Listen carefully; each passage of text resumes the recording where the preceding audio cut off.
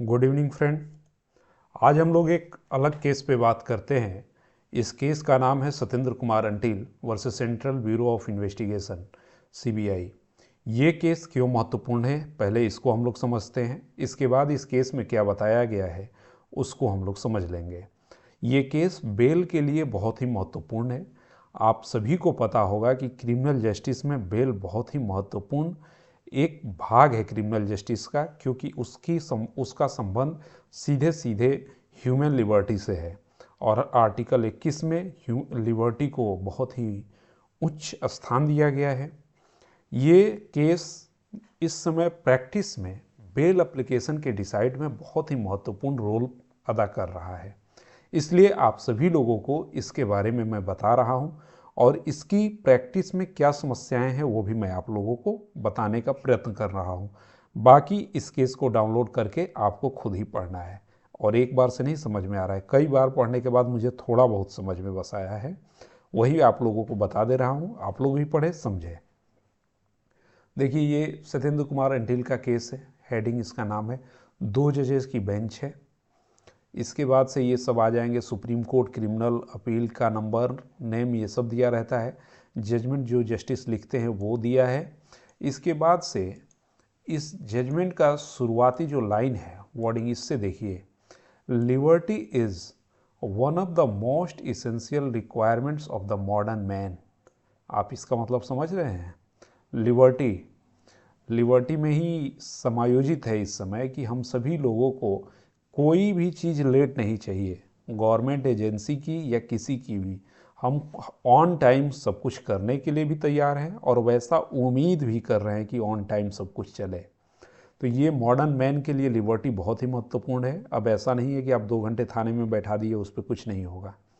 10 minute के लिए ही कोई अब नहीं बैठना चाह रहा है, सब कुछ ऑन टाइम हो ऐसा लोग चाह रहे हैं। ठीक है, इसके बाद से हम लोग नीचे देखते हैं। ये पहला जो पॉइंट है, taking note of the continuous supply of the case seeking bail after filing of the final report on a wrong interpretation of section 170।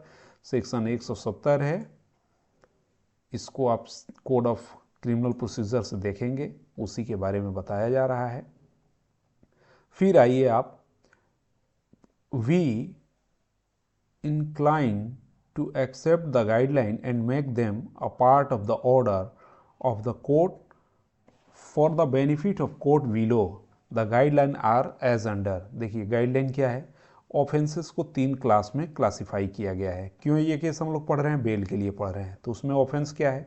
Category A में वैसे ऑफेंसेस हैं जो 7 वर्ष से कम सजा के हैं।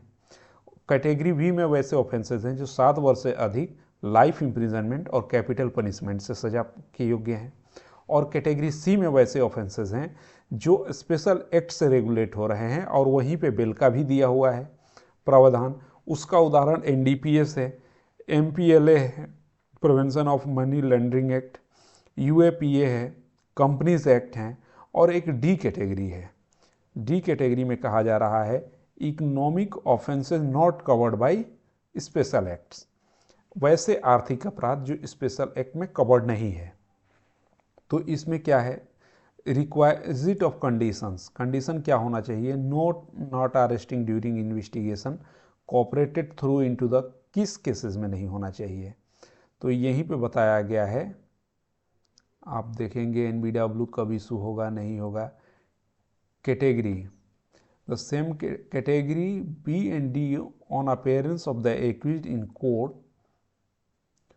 आप देखिए यहाँ पे ये कैटेगरी कहा जा रहा है, कैटेगरी बी, बी में कौन था ऑफेंसेस जो 7 वर्ष से अधिक, डी में क्या है इकोनॉमिक ऑफेंसेस।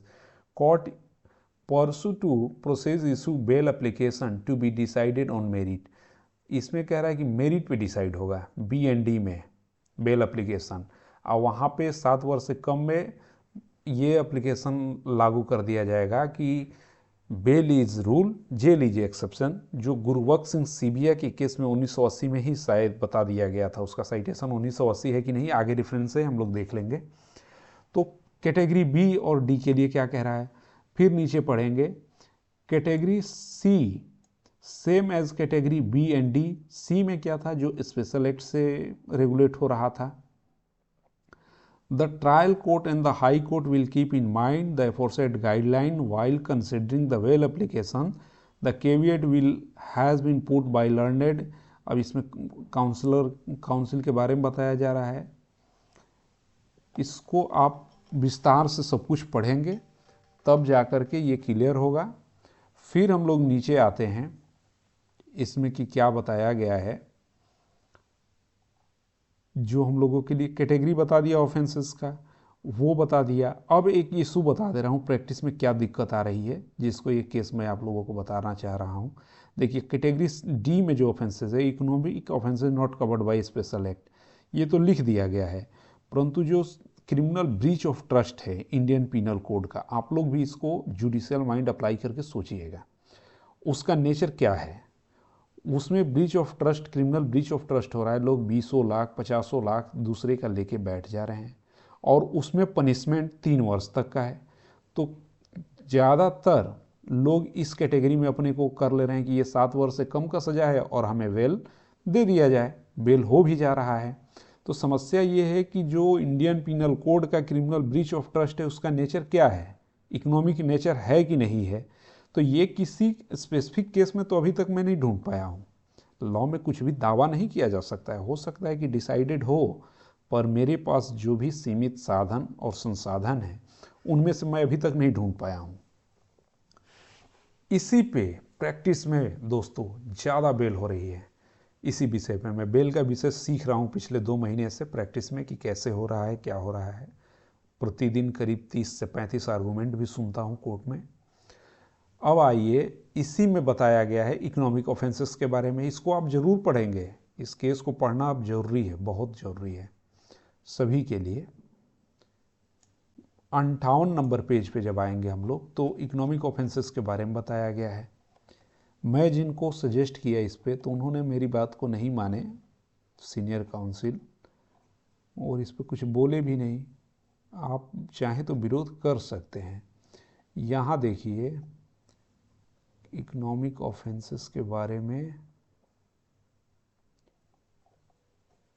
पी चिदम्बरम, थोड़ा सा लेट हो रहा है, प्लीज़ इसको ध्यान से आप देखेंगे। पी चिदम्बरम का एक केस डिसाइडेड हुआ है, वहीं से इकोनॉमिक ऑफेंसेस शुरू हुआ था। General right to bail of accused person and others, general right तो है एक्यूज्ड पर्सन को। इन कंक्लूजन, समरी कंक्लूजन,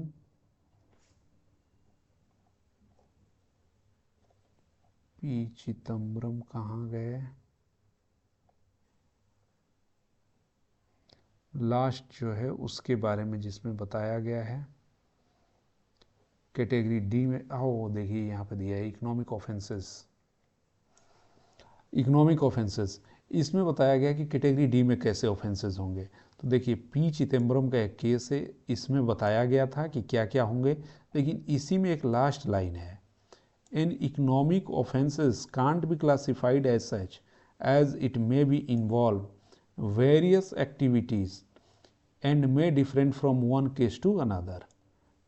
तो इसका आर्गूमेंट लिया जा सकता है, जो काउंसिल हैं प्रोसिक्यूशन के, वो कह सकते हैं कि भाई ये तो इकोनॉमिक ऑफेंसेस है और इसमें बेल ना दिया जाए। कोर्ट से मतलब गुजारिश इस बात की कर सकते हैं, और क्या कोर्ट इस पर डिसाइड करता है ये एक विषय होगा। यही सबसे बड़ा है इसमें, और इसी को मैं आर्गूमेंट बनाया हूँ कि अगर कोई बेल लेना चाहेगा तो इसी आधार पर उसके बेल को अपोज किया जाना चाहिए। इस केस को आप पढ़िए, इसमें बहुत सारा गाइडलाइन दिया हुआ है, बहुत ही महत्वपूर्ण और बढ़िया केस है। इसमें कई बार पढ़ने के बाद तो चीज़ें क्लियर हो रही हैं। इसके बाद एक जो महत्वपूर्ण इसमें गाइडलाइन है कि क्या क्या गाइडलाइन है, following direction which may be subject to state amendments, state amendments के सब्जेक्ट में है लेकिन फॉलोइंग गाइडलाइन है। गाइडलाइन में देखिए कि 41 और 41 के कंप्लायंस की बात हो रही है।